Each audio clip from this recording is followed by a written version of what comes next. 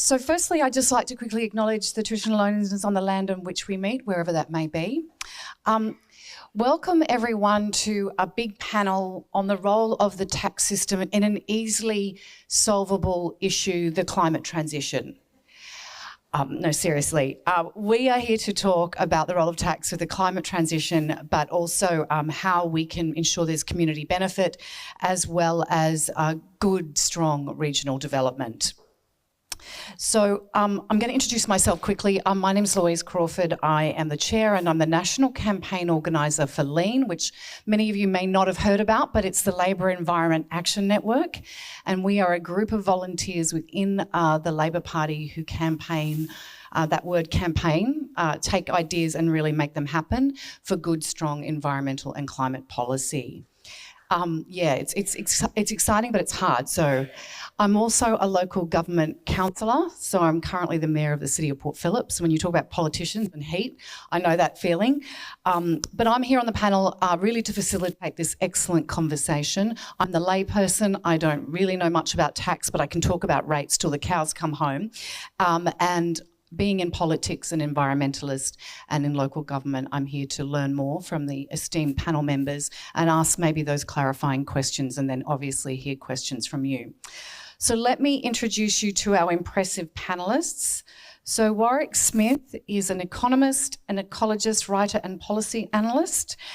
He's the Wellbeing Economy Research Director at the Centre for Policy Development, co-founder and director of both the Castlemaine Institute and the Castlemaine Community Investment Cooperative. So thank you for joining us. Online, we have Dr. Amanda Cahill, who is the CEO of The Next Economy, where she works to support regional communities across Australia to manage this transition to net zero in a way that builds more equitable and regenerative economies. And this is based on 30 years of experience working with change makers around the world. Now, Jason Field is a Bidjigal and Walwanya person with over 30 years experience as a First Nations human rights and policy advocate. And Jason is currently the First Nations Climate Justice Campaign Director at GetUp and is an independent director on the board of the Sunrise Project Australia. And then Nathan Mullen is the CEO of the Superpower Institute, which is a think tank focused on promoting Australia's opportunities to unlock prosperity and contribute to global decarbonisation, and brings 20 years of experience in both state and federal public policy, regulation and economics. So you can see we're in good hands here. So what's really interesting just to hear the role of local government that we just heard from Catherine there, I'll probably, when we start talking, Warwick, tap into, I think local government in Australia or Victoria is a lot more hamstrung than perhaps in other countries around the world. But this obviously summit has been convened to have that crucial conversation because the politics around tax reform is pretty ugly and has been pretty brutal. Well, the politics around climate over the last decade have been even perhaps more brutal and harder to have. So we're in deep, difficult territory here, folks, what we're talking about today. Although there has been some progress in the last few years, we're moving into that implementation phase for large-scale renewables and the establishment of new industries and the phasing out of old ones. That's raising a whole new set of challenges, because I can tell you, being on council, that humans do not like change that directly impacts them, and especially when they don't feel like there's any benefits for them. Very experienced in that in local government. So to start the conversation, I'd like to pose the general question to the panel, and then we will go to you, Nathan, first, is what is the role of the tax system in driving our transition towards net zero, but making sure we support regional development and delivering better outcomes for local communities?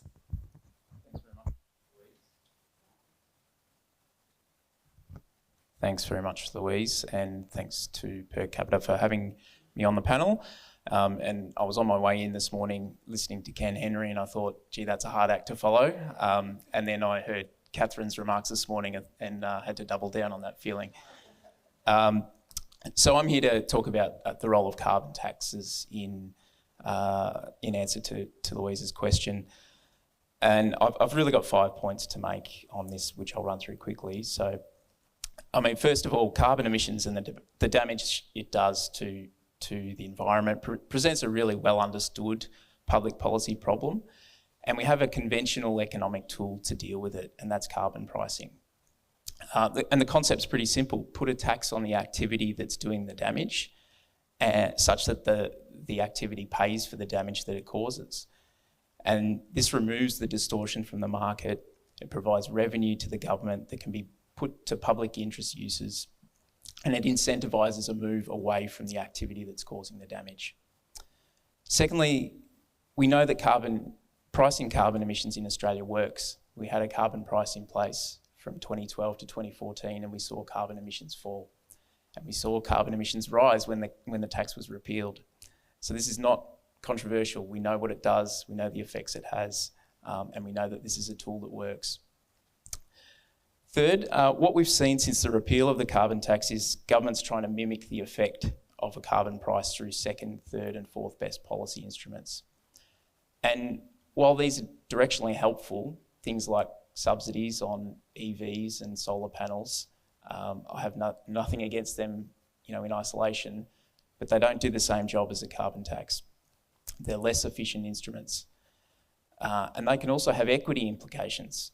A subsidy for EVs is much more likely to disproportionately benefit high income earners than is a carbon tax where you can redistribute the proceeds from the tax in a progressive way.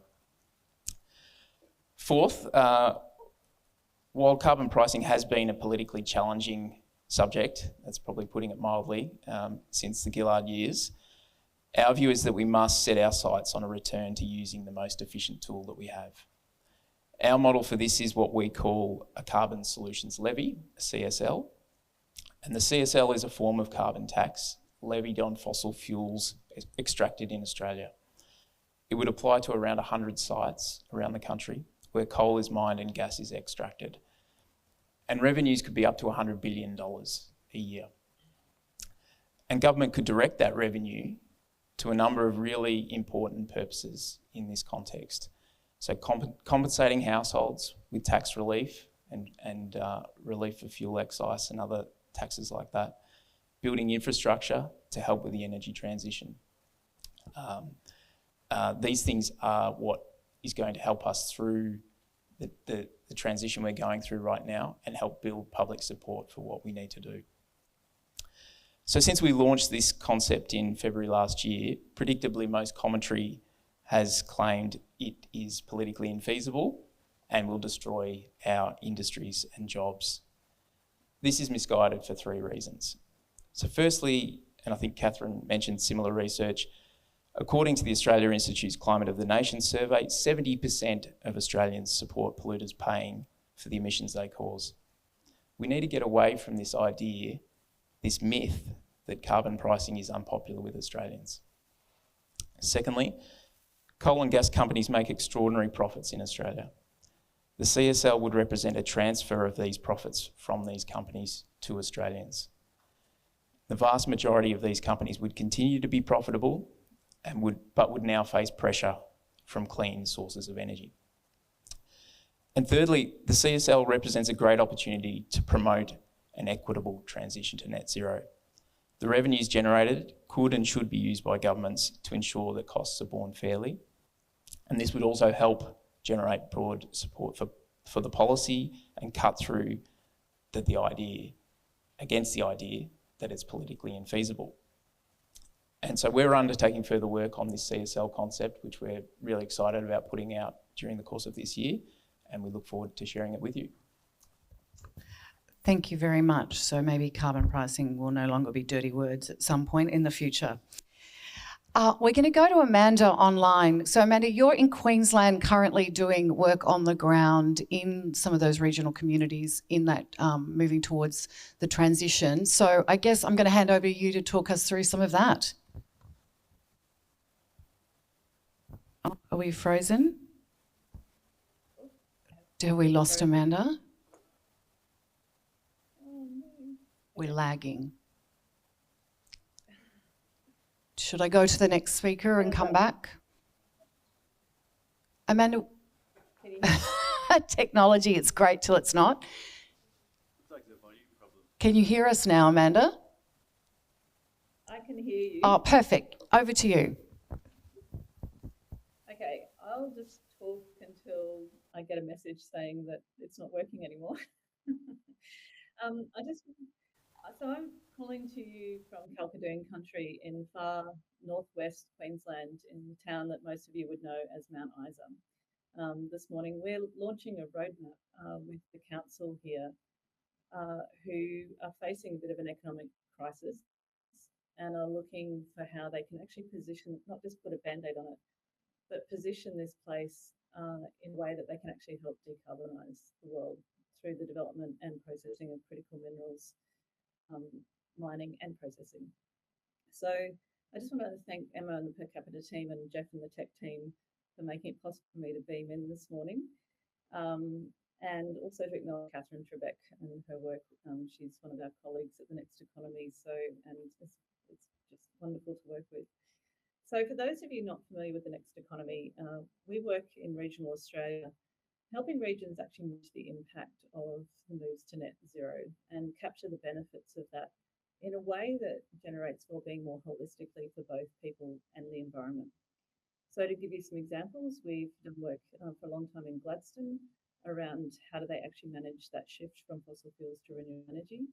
And in Mount Isa, they're facing the closure of the Glencore copper mine, but are looking at, well, what's the future of mining in this region and how can they do that differently rather than just continue to create the same problems of the past.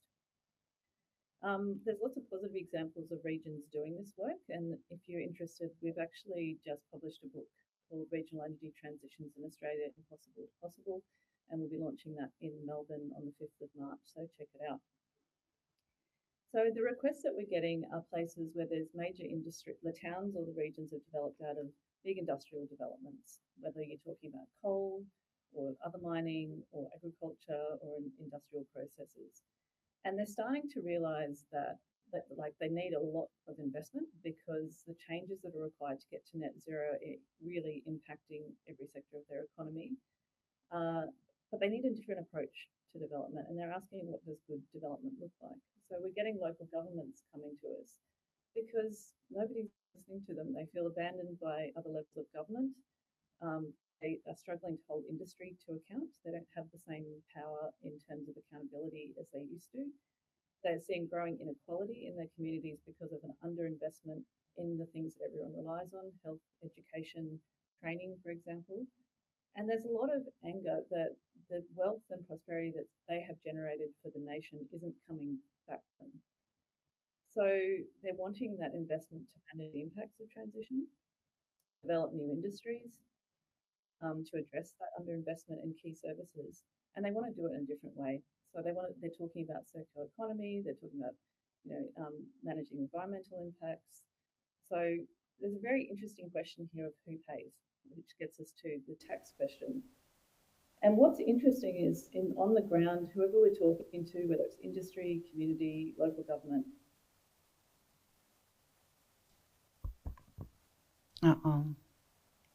Let's see if Amanda, we just lost you for a moment. Can you just repeat that last sentence that you said? Yes, so now that we get on to the actual issue of tax, I cut out, great. Can you hear me now?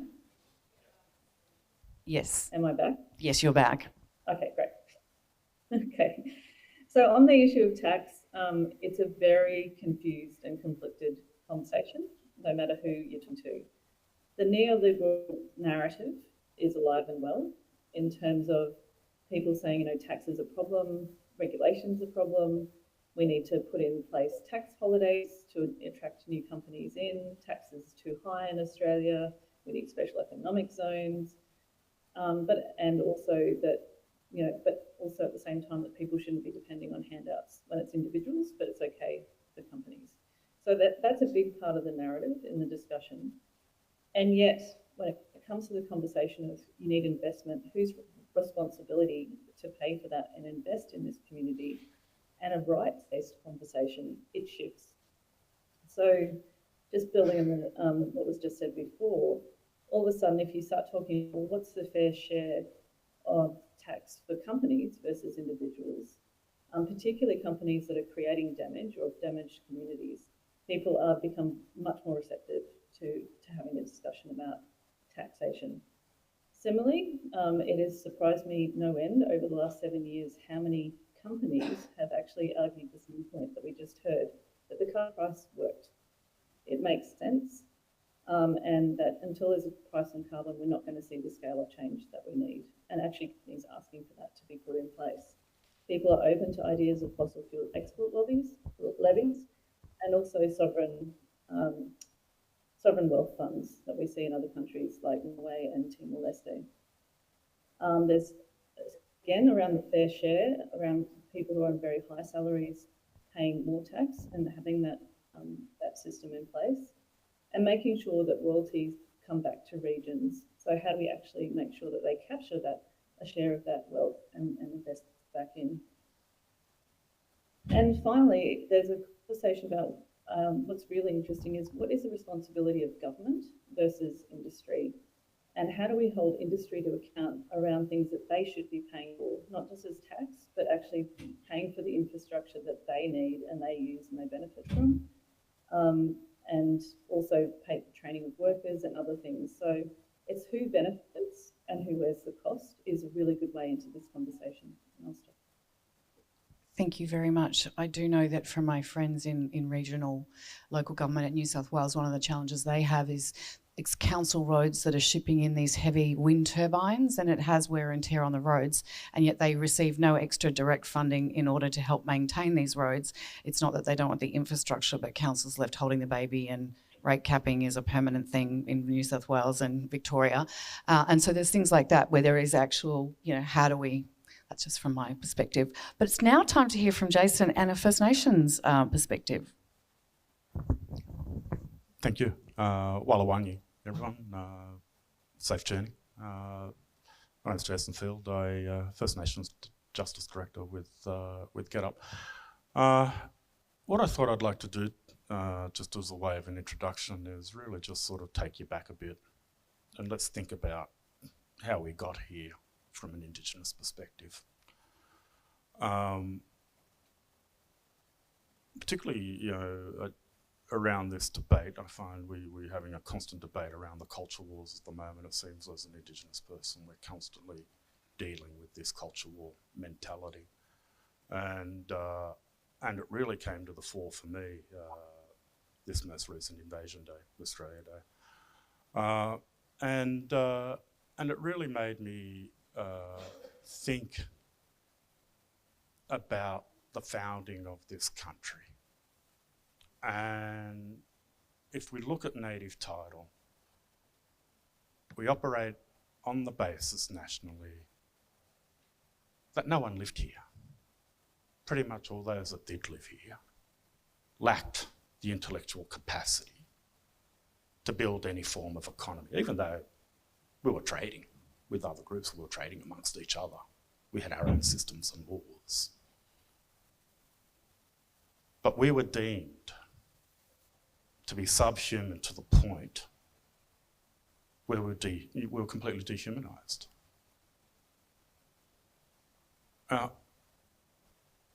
If I look at the Australian economy, and I'm very much a layperson, what I see is most Australians generating wealth out of property,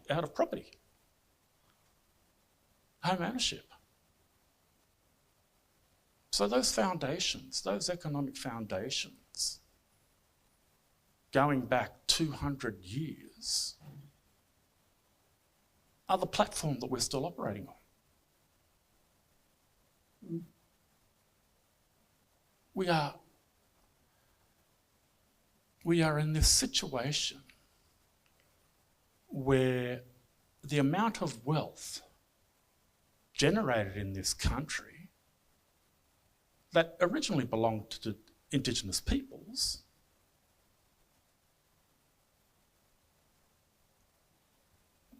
and we're sitting here asking for a say over policy on our lives, and 60% of Australians turn around and say, oh no, that's not fair. That's not fair.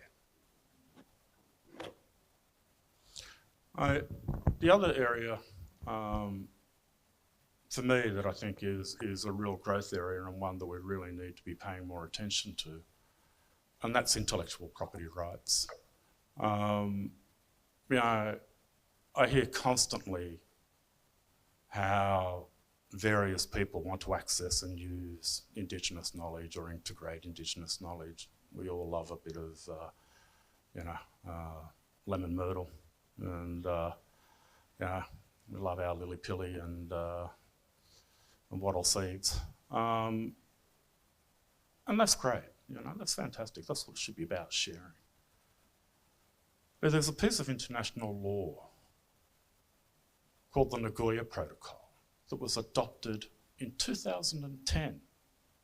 Now, this piece of law provides a protection mechanism for Indigenous knowledges.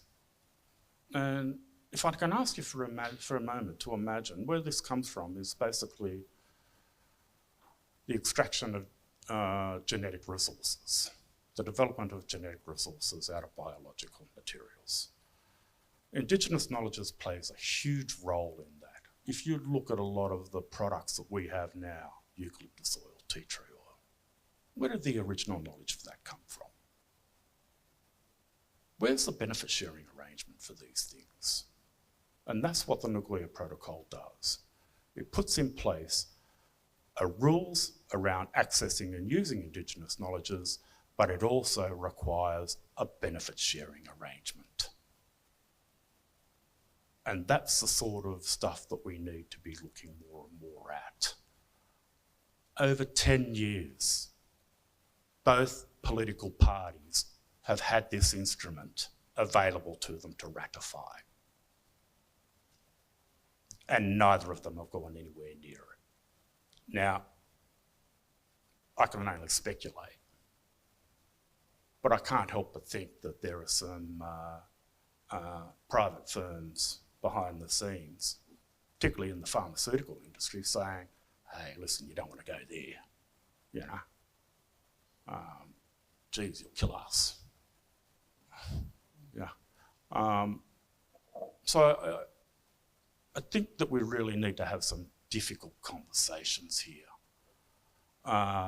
And as blackfellas, we've got to stop asking for permission to have a say. And I think what we need as blackfellas is to just rise up ourselves and start setting the scene for what we need. We've got to start taking the initiative to set the policy agenda.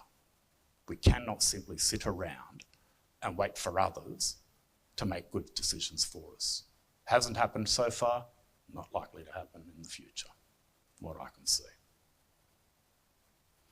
I'll just finish on one point and bringing this back to sort of the topic around local government.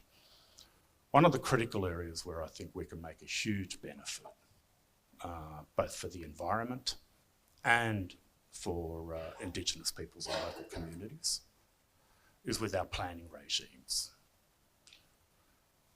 People, I hear, and particularly businesses, constantly complaining about regulation, taking too long to get approvals for this, taking too long to get approvals for that.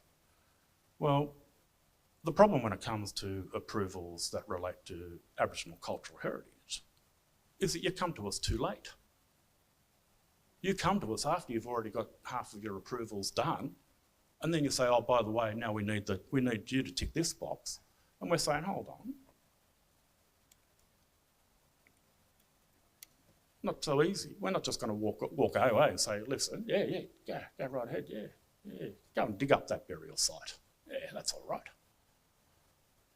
So it's that unfairness in that system and the sense that we can just be pushed over and pushed aside. And it's got to stop. It's got to stop. But getting back to the point on that one is that I think that if we had a look at the planning process and did a massive project to map our country based on a cultural landscape, a natural and cultural landscape, What we then do is we identify up front where the sensitive areas are if anyone wants to undertake a development. And we can say to people then, if you want to go and build there, you're going to have a fight. How about you go over here and we can all be happy? It's just that sort of stuff where, you know, if you give us a chance and put us in the game, you know, we can help support this thing. But at the moment, I feel like we're treated as, you know, an inconvenience. So I'd just like to open up with that. Sorry if it sounds a little bit pessimistic, but you know, that's where I see where we're at. Yeah. It's not pessimistic, it's reality, and this is the stuff we need to grapple with and do it better. All right, Warwick, we're going to go over to you to talk more about local government and the work that you've been doing about wellbeing economies. Yeah, thanks. Hi, everyone. I wear lots of different hats. You know, as mentioned, the Centre, I do work at the Centre for Policy Development on bringing sort of concepts and frameworks of wellbeing into government decision making. Also, the Castlemaine Institute, as mentioned, and the Castlemaine Community Investment Cooperative.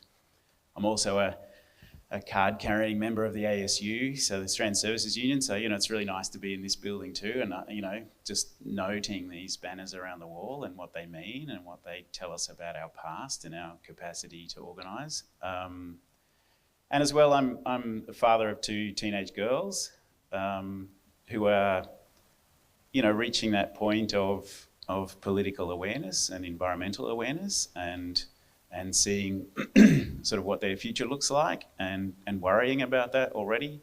And so I guess, you know, this is a community tax summit, so even though I'm a tax nerd and, you know, I've got the volumes of the Henry Tax Review in pride of place on the bookshelf behind my desk. Yeah, true, it's true. You know, I'm also just bringing my whole self here. You know, this is a community tax summit, so I'm just sort of wearing all of those hats. I live in Castlemaine on Jara country in central Victoria. So that's not far from Bendigo, if that helps to sort of orient people who are not from Victoria. And, you know, we work closely, the Castlemaine Institute and the cooperative work pretty closely with local government. And recently, Castlemaine Institute prepared the Mount Alexander Shire Council's economic development strategy on wellbeing economy principles, so in line with the sorts of things that Catherine was talking about. And that was a really ambitious and bold and brave thing for a small regional council to do, to sort of reject the standard idea of that economic development is basically just about attracting investment and economic growth and, you know, making our businesses better and bigger and stronger and more about how can local government use the sort of quite limited capacities and powers that they have to make this a better place for its people and for its environment. You know, it's a really different question, and credit to them for asking that question and for being willing. You know, they were inspired by the sort of donut economics work being done by Regen Melbourne here in NAM, and yeah, it came to us because they knew that we would take this different sort of approach to economic development. But before we did that, we did a very small project for them, which was sort of auditing all of their existing strategies and looking at what they had sort of promised that they would do or the recommendations from those strategies and pulling them all together. And, you know, interestingly enough, this had never been done before. There was no central place where all of this stuff was kept. And the reality of doing that exercise showed that our small local, this is a shire of 20,000 people. Our small shire had way over-promised over and over again, not on purpose, but just doing the right thing, each sort of strategy, one at a time, consulting with the community, talking about what needed to be done.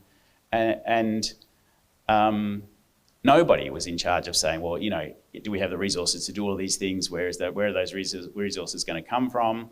And of course, every single time the result is sort of consultation with the community. The community puts all this energy into this strategy and then are inevitably disappointed because the council can't do all of those things. And that kind of brings us back to almost the purpose of local government. You know, local government's not in the Constitution. It's not very clearly defined what the role of local government is. And the result is that we have individual local governments all around the country in a never-ending process of trying to work out what their job is.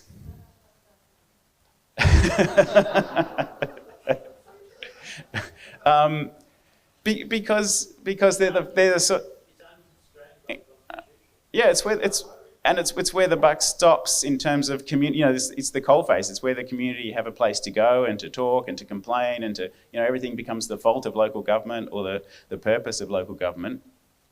And then, as was just said, we have their revenue system. So we're getting to the tax part of this conversation. Their revenue system is reliant on rates which are capped, and even when they're not capped, they are, you know, they require drawing resources from their community to fund those services. And so, you know, the very poorest of communities have the least capacity to provide those resources to local government. The very rich ones have tons of capacity to provide resources to local government. And so you've got a sort of a very regressive scheme, you know, and there are various, you know, horizontal fiscal equalisation processes, just to use the nerdy term, that try to overcome that and try to redistribute across councils, but they're far from effective.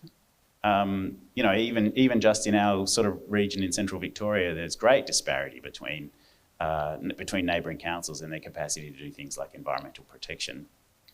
So just to continue that story a little bit about the economic development strategy, you know, in the end, we were working really closely with council while producing that economic development strategy, and with the context of these other strategies and their very limited resources and their economic development team of sort of 1.5 people effectively and not much of a budget. And so really we focused on how they can change decision making within council in ways that sort of Catherine was talking about. When council are making their decisions, how can they be filtering those decisions through the sort of impact on the sort of flow-on effect on the economy and on the well-being of people and planet? And how can they be talking more to each other across the silo? Even in a small council, departments are quite siloed and don't necessarily talk to each other about what they're doing, don't understand that they're talking to the same people. But, you know, also bringing it back to climate change a little as well, there's a group called the Central Victorian Greenhouse Alliance. There's greenhouse alliances across Victoria that are sort of groups of councils doing work to take action on climate change. And they identified heat spots, so places that were really sort of vulnerable to becoming very hot and hotter with climate change. And this is particularly around roads and hot roofs and things like that, where you get these sort of heat islands. And the recommendation for a lot of these heat islands is to plant trees, because the trees will create shade and they have a cooling effect through their evapotranspiration. And there's the ecologist coming out at me as well.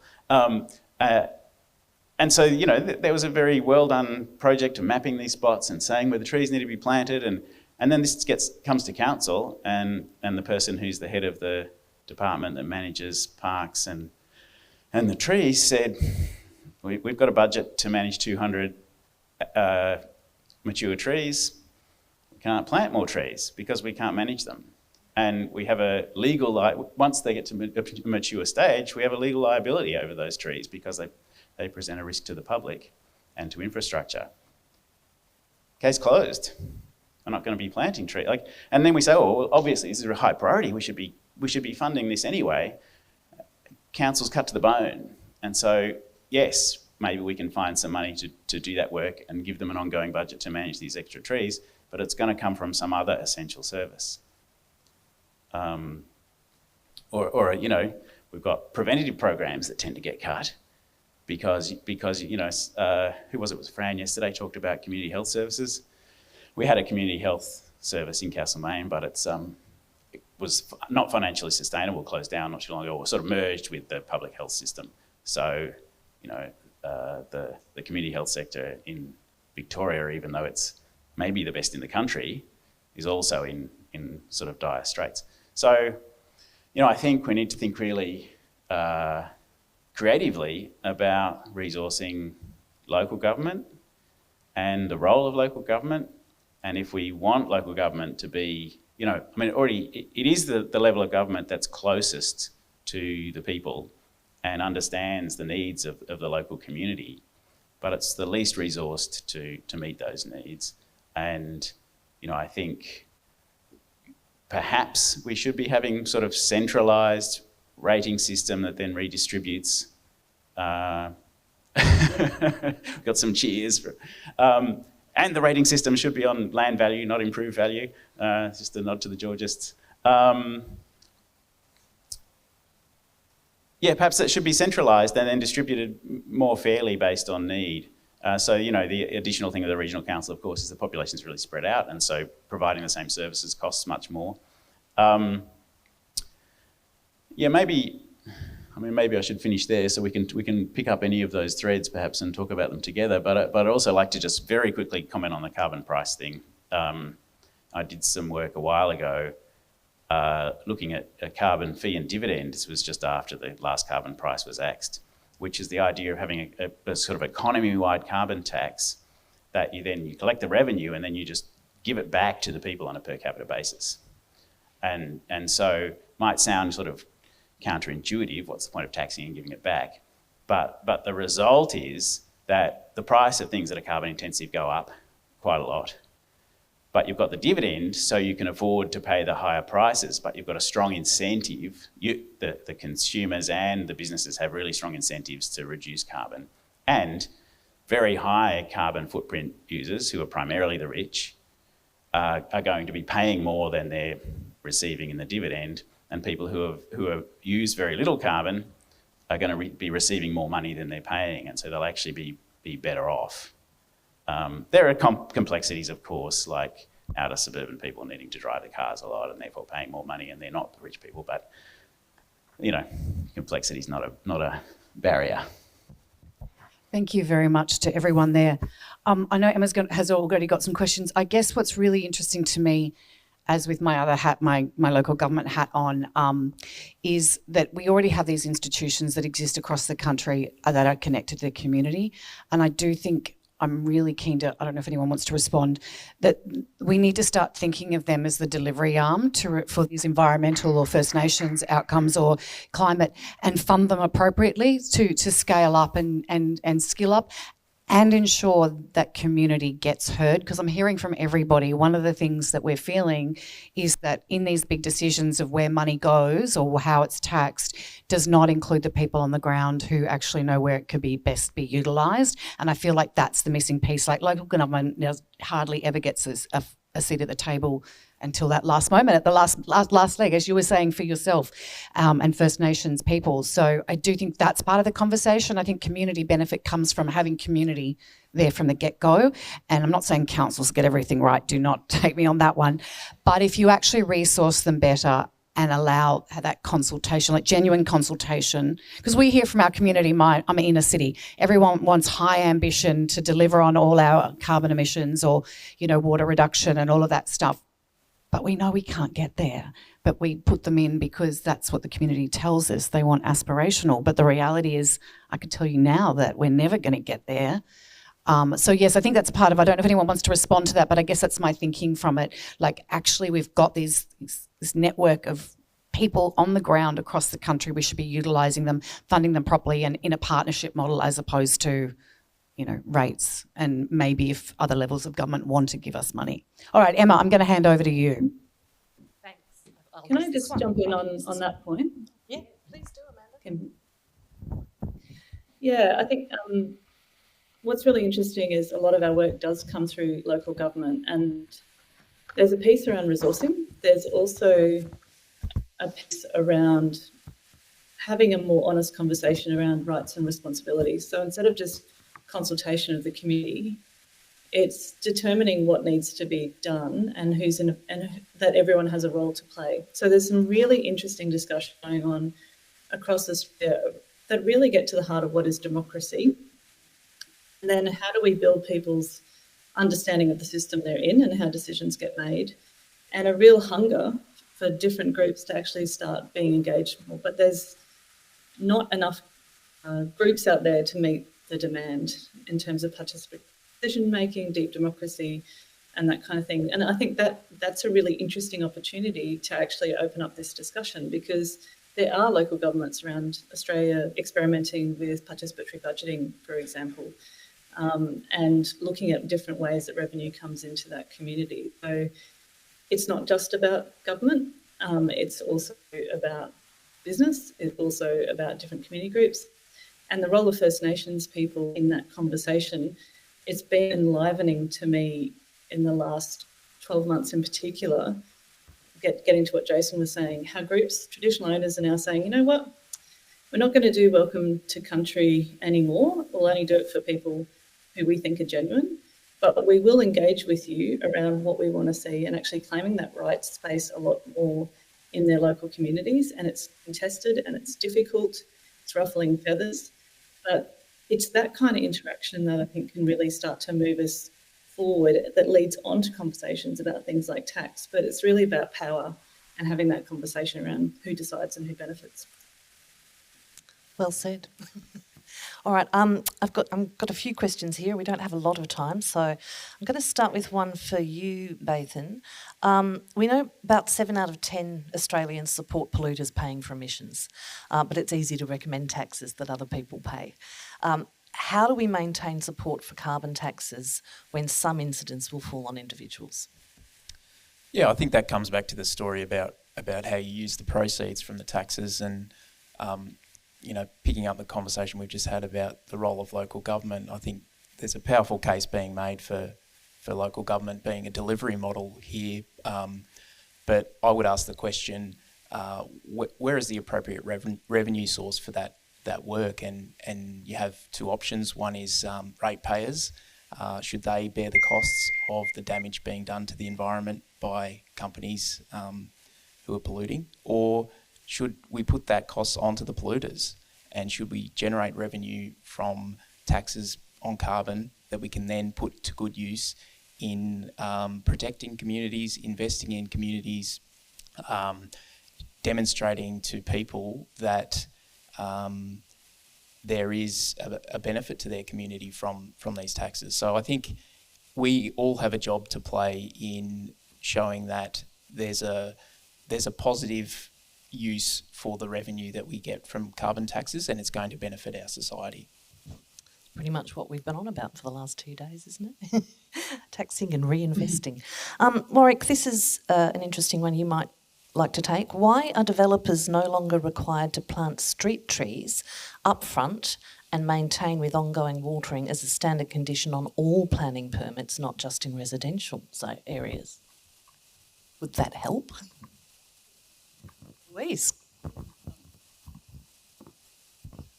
I don't know when that changed, because in my area that's not the case. I mean, partly it's because it becomes our asset as a council, so we often get money to implement the trees, whether they're mature, semi-mature, and then there's that ongoing pruning and watering to help the tree get to a reasonable height. So I don't know when that changed. That hasn't been the way for a long time. Mainly, I think it's probably better for council, because then we have control over the type of plant that gets planted, so it's the appropriate tree with the appropriate things, and then we can monitor it with our contractors, because it is our asset. So I don't think that's a bad thing. They should be paying for it, and they should be paying for more, but I don't think that's a bad thing because it's our asset.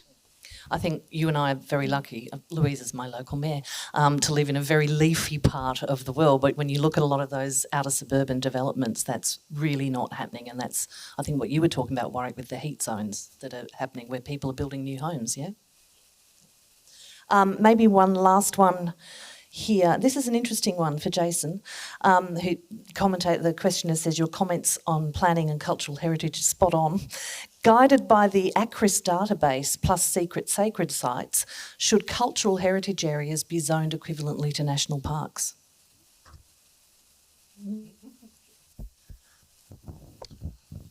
I'm going to say probably not, largely because national parks tend to have a whole lot of rules placed around them that are often antithetical to Indigenous mobs' responsibilities for maintenance of country, along with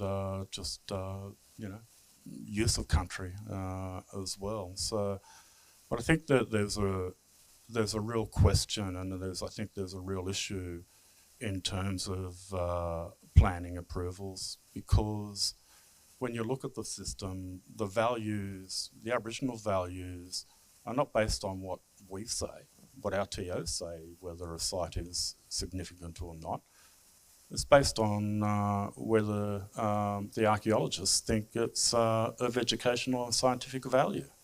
So what our interests are in it, legally, are largely irrelevant.